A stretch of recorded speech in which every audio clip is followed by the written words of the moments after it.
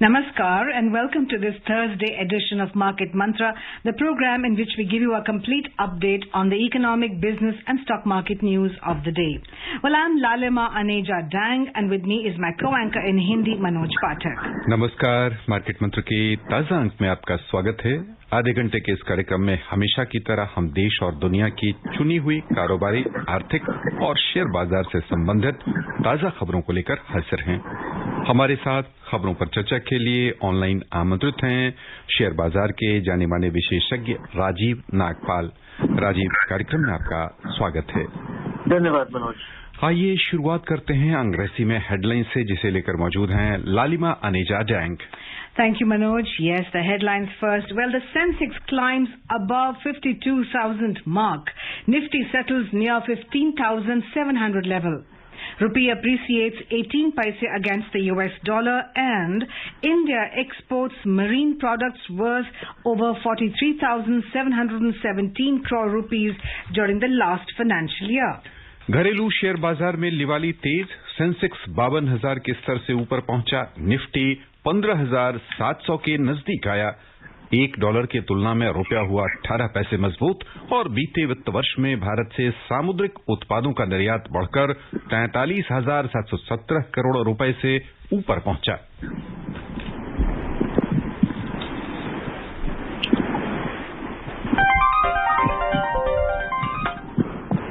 अंतर्राष्ट्रीय बाजारों में मिले जुले रुख के बीच घरेलू शेयर बाजार में आज तेजी बनी रही और प्रमुख सूचकांक 0.7% बढ़त के साथ बंद हुए। सेंसेक्स 52,000 के स्तर से ऊपर पहुंचकर बंद हुआ, जबकि निफ्टी भी 15,700 के स्तर के नजदीक आ गया। कारोबार के अंत में बॉम्बे स्टॉक एक्सचेंज का सेंसेक्स 383 अंक यानी 0.74% की बढ़त लेकर 52,232 पर बंद हुआ। उधर नेशनल स्टॉक एक्सचेंज का निफ्टी 114 अंक यानी 0.73% बढ़कर 15,690 दर्ज हुआ। विस्तृत बाजारों की ओर ध्यान दें तो छोटी और मझौली कंपनियों के शेयरों में निवेशकों ने अच्छी खासी लिवाली की। सेंसेक्स और निफ्टी पैक की तुलना में इनका प्रदर्शन बेहतर रहा। बीएसई मिड कैप इंडेक्स और स्मॉल कैप इंडेक्स दोनों में 1.04% की वृद्धि हुई। The Sensex today climbed to settle above the 52,000 mark, while the Nifty surged to finish near the 15,700 level. Both stocks gained 0.7% amid mixed global cues. The Sensex at the Bombay Stock Exchange rose 383 points or 0.74% to close at 52,232. The Nifty at the National Stock Exchange also added 114 points or 0.73% to end at 15,690. The broader market at the BSE also logged gains, performing better than the Sensex. The mid-cap and the small-cap, both indices climbed 1.04%. In the Sensex pack, shares of 21 companies climbed while 9 logged losses. Titan was the top gainer as it skyrocketed 6.7%, followed by ONGC, which surged 4.2%. Larsen & Toubro climbed 2.6%, while Axis Bank and Kotak Bank both gained 1.8%. In the list of companies which fell, IndusInd Bank tumbled 2.2% and Power Grid lost 0.7%. Bajaj Auto, Mahindra & Mahindra and Dr. Reddy Lab declined 0.5% each. In sectoral indices, shares of all 19 sectors climbed. The consumer durables sector gained the most as it added 4.9%. Realty surged 4% and capital goods climbed 1.5%. Industrials and consumer discretionary goods and services both rose 1.4%. The overall breadth of the BSE trade was positive as shares of 2,188 companies gained while 986 fell. Shares of 137 companies remained unchanged. रुपए की स्थिति पर नजर डालें तो अंतर banking विदेशी मुद्रा बाजार में $1 की तुलना में रुपया आज 18 पैसे मजबूत हुआ, 72 रुपए 91 पैसे के स्तर पर पहुंच गया। उधर दुनिया की 6 प्रमुख मुद्राओं की तुलना में डॉलर की स्थिति दर्शाने वाला सूचकांक अंतर दिवसीय कारोबार में 0.17% बढ़कर 0.7 पर पहुंच गया। So Rajiv, welcome to the show. At 52,000 mark as the Sensex goes today, above 52,000. Psychologically, of course, it's very good. And is it because of the robust vaccination plans being implemented by the government and also decline in the COVID cases? What else? I think, these are the factor which you mentioned. Probably that is one of the things that there is a hope that probably we'll start to hear about unlocking once again in couple of weeks.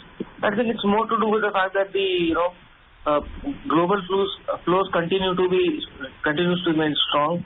The numbers which have come till now have been better than expected, and though some of the managements are saying that there have been issues with the lockdown, their numbers are going to come down in first quarter, but again, because they were able to control their cost, the dent is not likely to be as much as was being earlier perceived. So it's a combination of various things which is making the market stay in a bullish mode, especially given the fact that even now the mid caps and the small caps have stopped are also participating. It's a mix of many factors which is playing in the market today. Of course, was another reason is that we had an expiry of weekly option contracts, so we saw some of the large cap private banks doing pretty well.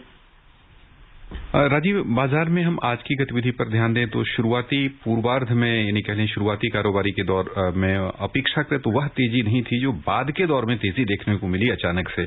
कोई खास कारण रहा जिसके बाद लगातार कह लें कि तेजी का सिलसिला हमने देखा और सारे के सारे जितने सेक्टर हैं वो सारे यानी 19 के 19 सेक्टर बढ़त के साथ बंद हुए हैं? कोई खास कारण है पीछे?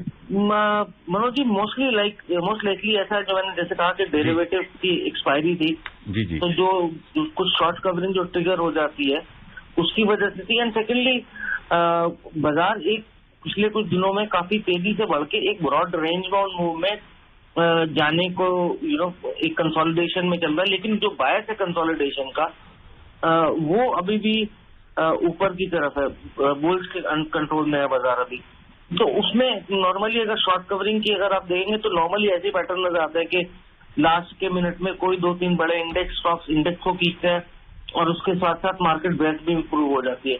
वो कल भी हुआ था और वो आई थिंक आज भी वही हुआ है। तो इट्स क्लियर के जो फ्रेश पैसा आ रहा है which is creating a larger impact on the buying which we are seeing on the stock prices. आज की तेजी में जो रियल्टी सेक्टर है उसमें भी 4% का उछाल और खास तौर से कंज्यूमर ड्यूरेबल इसमें लगभग 5% की वृद्धि। कंज्यूमर ड्यूरेबल में हम तात्कालिक एक दिवसीय माने या जो वर्तमान परिस्थितियां हैं उसमें इसके लगातार अच्छा प्रदर्शन की हम संभावना रखें? प्रोबेबिलिटी ये है कि अच्छा प्रदर्शन की उम्मीद रहेगी। देखिए, दो चीजें हैं, एक तो जो मॉनसून का जो फोरकास्ट आया है कि मॉनसून नॉर्मल रहेगा, तो उम्मीद ये है कि जो फसल होगी, जो कृषि से रिलेटेड जो भी हमारी वो होते हैं जो रूरल एरियाज इनके इनकम होगी, that will remain on the higher end of the set. Of course there were issues के COVID has now spread to rural areas, वो थोड़ा सा इशू रहेगा, बट मॉनसून के चलते उम्मीद है कि फसल वगैरह अच्छी होगी और परचेजिंग पावर वहां जाएगी। तो मुझे लगता है थोड़ा टाइम ये कंज्यूमर स्टॉक्स भी जो है वो बेटर परफॉर्म कर सकते हैं आने वाले दिनों में। मतलब there will be cases. Real estate का मेरे को नहीं लगता कि वो सस्टेनेबल रहे, बिकॉज उसमें थोड़ा सा इशू जो है वो अलग किस्म के हैं, right from corporate balance sheet और जो बाकी जो क्वालिटी है कंपनी की वो थोड़ा सा सस्टेनेबल नहीं लगता। बाकी कंज्यूमर में लगता है कि थोड़ा सा सस्टेनेबल रहेगा। Rajiv, a little more detailed look at the realty sector. On the one hand, the requirement for space has shrunk because of there is no geographical workspace because everything is happening on through net and all. Because of the COVID situation. On the other hand, the Union Cabinet approved the Model Tenancy Act, which is aimed at overhauling and growing the legal framework for home renting and trying to kind of strike a balance between the landlord and tenant's rights, so that both the parties are happy. What impact does that have on the realty sector today, as we see that it has surged 4%? Is there a link between the two? See, as far as the commercial part of the real estate is concerned, of course, we know that the tenancy, the has been an issue with them because of the work from home, and that's probably likely to continue, especially in some of the IT-related, commercial real estate. Now, coming to this tenancy, see, it is one of the biggest reforms. If you today have a large amount of assets which are underutilized, people, may buy their home flat, but they will not give it on rent because of the fear that the tenant will not, either leave the house when the tenancy is over, or he might drag the landlord to the court, and all these fears are there. Now, this is a model law. It's implemented by states. What will happen is that the assets which are today unproductive will become productive. Right. So to some extent, you can say that, and then what happens if, this goes through as planned is that the rentals would come down. See, because today, by some estimates, there are almost 1 crore houses which are locked and, lying unoccupied because of fear that of the tenant will not, leave the house. Now, that will come into the market, that asset becomes productive. Secondly, an asset class that if a landowner knows that, if I build an asset, if I give it on rent, if I have a good rental yield, in India the rental yields are not very high because the capital appreciation part is more there out there in India. Now, so that additional demand for houses will come. But that is a very long-term thing. But in short term, yes, there will be an utilization of houses. An asset will become productive. Per se, it should not have anything to do to real estate companies which keep on expanding. But over a long term, it's a positive even for the real estate sector, and especially the affordable ones and not so high premium category. Rajiv, हम आपका ध्यान auto sector की ओर ले चलना चाहेंगे और मई के जो गाड़ियों की बिक्री के आंकड़े आए हैं उन्हें ध्यान में रखते हुए समझना चाहेंगे कि इस क्षेत्र का प्रदर्शन कैसा रह सकता है आने वाले दिनों में। मनोज जी, इसमें देखिए ऑटो क्षेत्र में 2-3 इशू एक साथ आ गए। जैन-फेब में डिमांड अच्छे से वापस आई थी, मार्च में भी अच्छे से वापस आई थी, और कंपनीज ने अपनी प्रोडक्शन जो है मार्च के एंड में मार्च में काफी बढ़ा के करी, क्योंकि नॉर्मली मार्च के एंड में वो बढ़ा के और डीलर लेवल पे इन्वेंटरी आगे पुश कर देते हैं। ऑल ऑफ सडन दिसंबर ये लॉकडाउन आ गया अप्रैल में जी, प्रोडक्शन लेवल जो है डीलर एंड पे जो मार्च में इन्वेंटरी गई थी वो अभी काफी हाई लेवल पे वो निकली नहीं है। कुछ कंपनीज ने जो अपनी प्रोडक्शन है वो कम करी है, शटडाउन करे हैं प्लांट, कुछ ने तो जरूरत के लिए करे हैं because of Covid fear and worker safety के लिए, कुछ ने ऑक्सीजन का जो था वो डाइवर्जन करा तो इसलिए शायद उन्हें करना पड़ा। But as of now dealer level पे इन्वेंट्री अच्छी खासी है, और मुझे लगता है कि शायद जून में भी जो नंबर है जैसे जैसे अनलॉक होता है देखते हैं कि वैसे जैसे पिछली बार जब अनलॉक हुआ था तो डिमांड फॉर पर्सनल जो स्मॉल कार सेगमेंट है वो और टू व्हीलर्स की डिमांड एकदम बहुत बड़ी थी।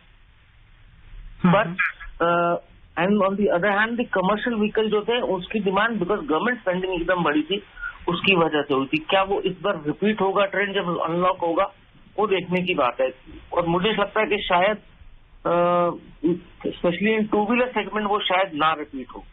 कार में शायद हो जाए लेकिन टू व्हीलर में ना हो, तो मिक्स का ट्रेंड रहेगा between two wheelers and car segment and light commercial vehicles.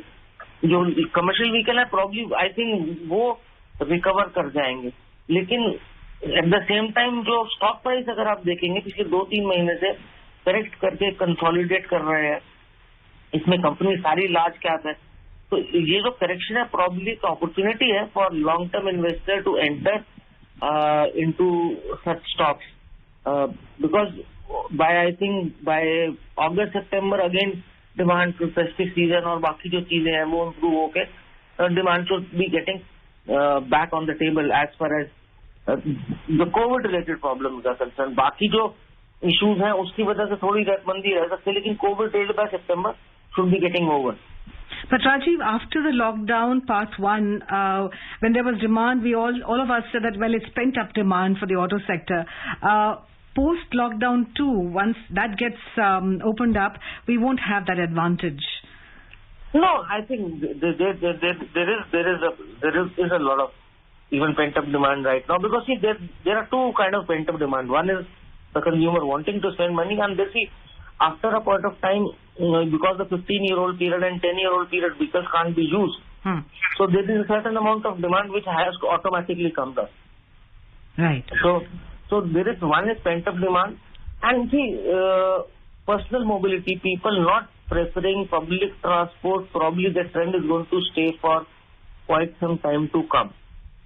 People, that is why if you look at last year, it was the small car segment where Maruti is one of the largest players, did extremely well after the lockdown was over. Yes. So personal mobility, the preference for that and the desire to own the car probably will push the demand for even car sales, small car sales, even this time around. Right. Now we see that the consumer durable sector has gained most as it added 4.9%. Does that reflect the fact that there is still enough money in people's pockets and probably the government's various stimulus packages or subsidies have somewhere worked well? Well, see, of course, packages and everything has worked well. The other thing is, you look at the interest rate right now. The interest rates are extremely low. Yes. I mean, multi-year low of interest rate for buying a car or buying a house. So I think that part of the economy in terms of the lower interest rate probably is another big reason why we see whether it's consumption demand or automobile demand probably staying high for some time to come. See, it's very unlikely that you will see any rise in interest rates in a hurry. Probably it's only when the US Fed does it and clearly signals, only then emerging markets are going to react. So I think consumption numbers, all these things, given the low interest rate, probably would be able to push up the demand for at least the next 2 to 3 quarters. Once the unlock happens, the only problem is that if we see a rise in cases as unlock happens, that is probably a bigger issue which markets need to look, or one needs to look. Because if that happens and again we get into this problem of lockdown, then given the valuation, we might see problem across the market. Rajiv, monsoon को लेकर जो भविष्यवाणियां की जा रही हैं और बारिश ठीक ठाक से बेहतर रहने के आसार व्यक्त किए जा रहे हैं, उससे ग्रामीण क्षेत्रों को तो लाभ होगा ही होगा। पूरी अर्थव्यवस्था पर इसका क्या असर पड़ सकता है और खास तौर से शेयर बाजार के कौन कौन से सेक्टर प्रभावित हो सकते हैं? मनोज जी, उसमें देखिए, जहाँ तक शेयर बाजार की बात है, वहाँ पे एक तो जो रूरल फाइनेंसर हैं, जैसे कि जो कंपनी रूरल इंडिया में फाइनेंस करती हैं, NBFC focus on rural lending, agriculture related, जो जैसे ट्रैक्टर की फाइनेंसिंग करती हैं, उन सबको फर्क पड़ जाता है। दूसरा, FMCG कंपनीज जो है, अब उनकी ऑलमोस्ट अगर आप देखेंगे बड़ी FMCG कंपनीज की भी 30 to 35% सेल जो है वो रूरल एरिया से आती है। जैसे स्मॉल सैशे में जो सामान बिकता है, इवन स्मॉल कार, 2 व्हीलर, ये सारे वो हैं जो रूरल एरियाज में नॉर्मली स्टॉक मार्केट में अगर मॉनसून अच्छा होता है तो ये।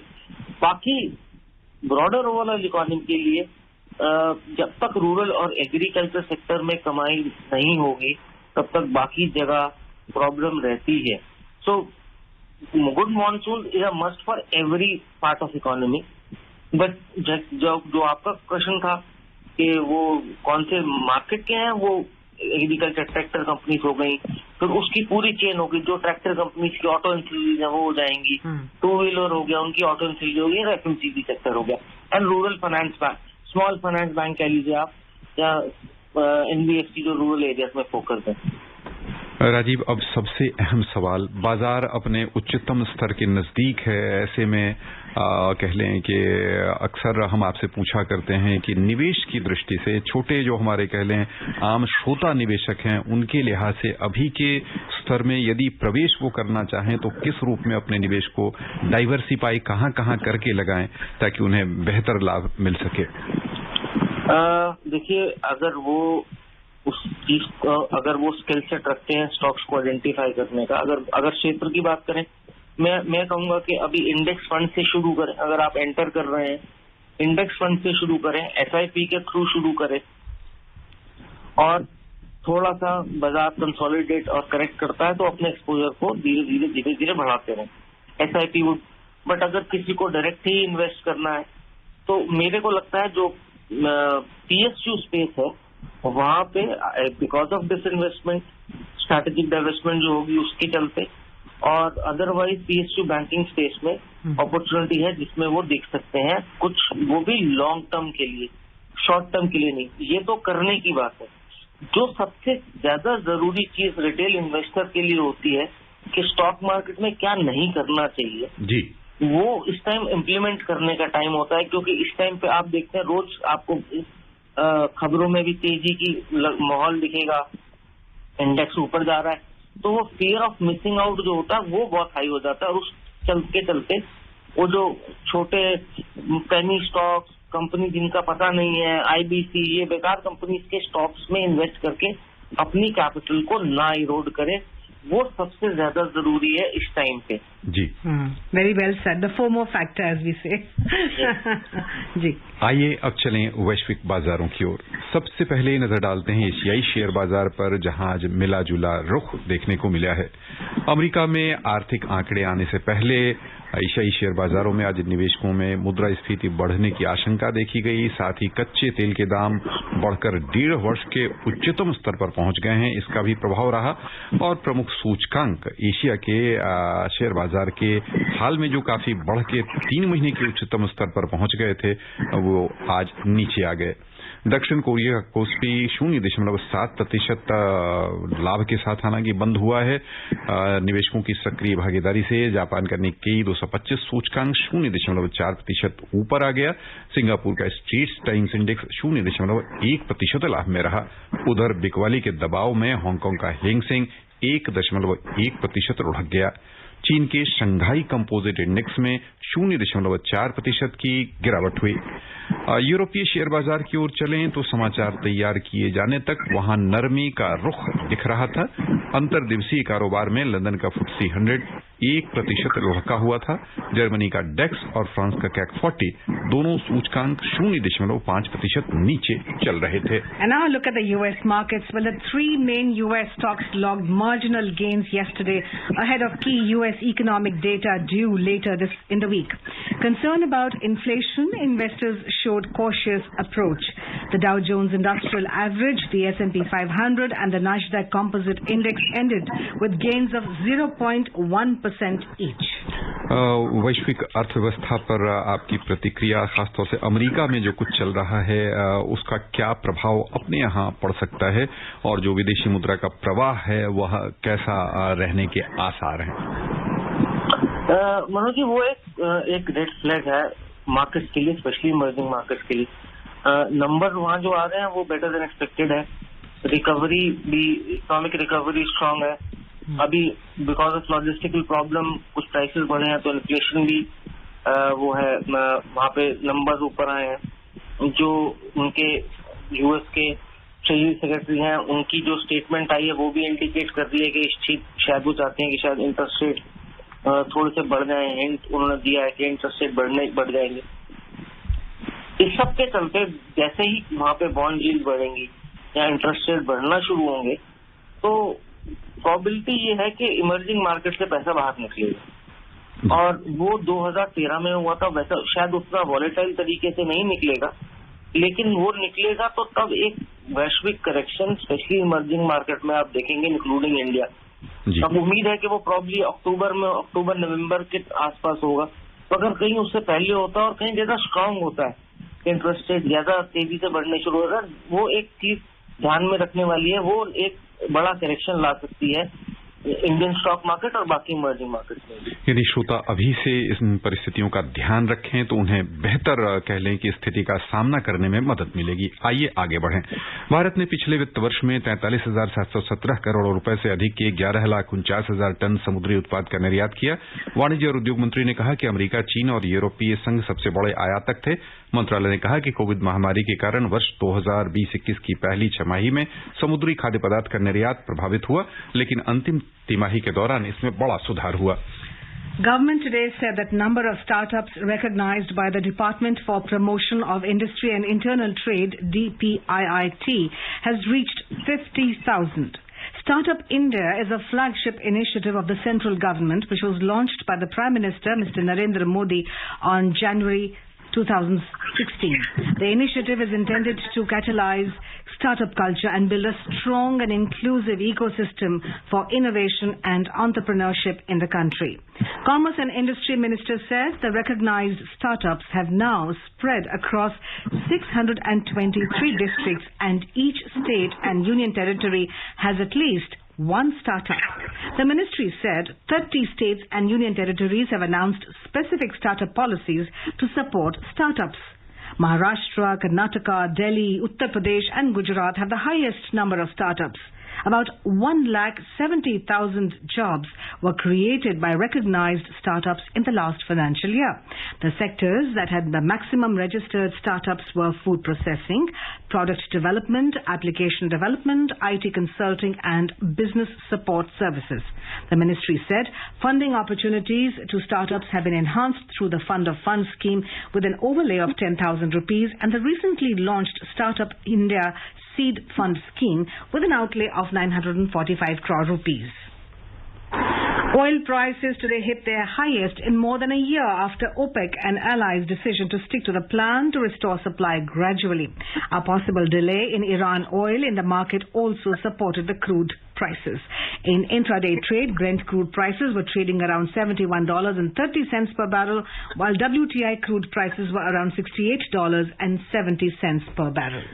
हम तेल के मूल्यों पर आपकी प्रतिक्रिया समझना चाहेंगे। क्या चिंताजनक स्थिति में तेल के दाम बढ़ते जा रहे हैं अपने देश की अर्थव्यवस्था को देखते हुए?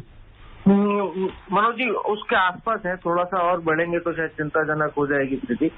बट मुझे लगता है कि ये थोड़ा सा जो है अनलॉक ट्रेड के आसपास पिछली बार भी हुआ था ग्लोबली, उसके बाद से स्पेकुलेटिव पैसा वापस निकलता है तो ठीक हो गया था। बाकी कमोडिटीज भी देखें, जब आप स्टील वगैरह बाकी सबकी तुलना करते हैं तो उसके चलते बढ़ गया। बट अगर आप एक्चुअल कंजम्पशन देखेंगे उतनी नहीं बढ़ी है, तो ऑब्वियसली ये थोड़े दिन तक रह के फिर मुझे लगता है कि करेक्ट करेंगे एक बार दोबारा से नीचे की तरफ।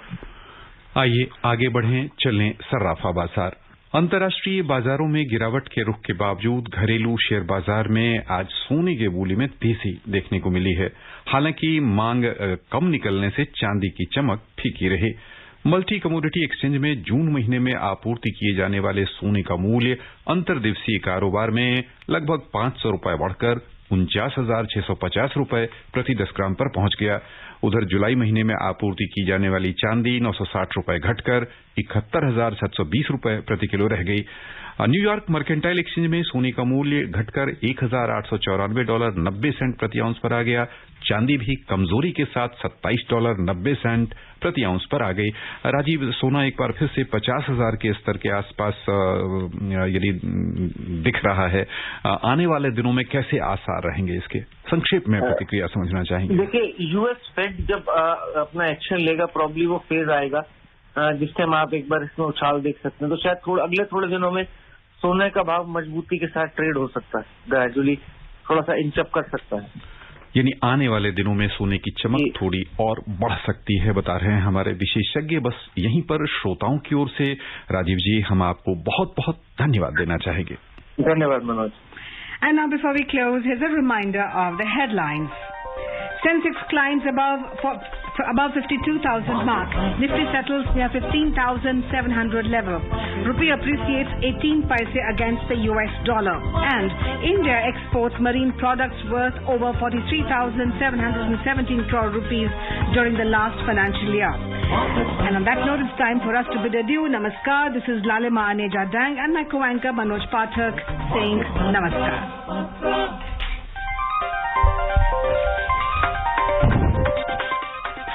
Market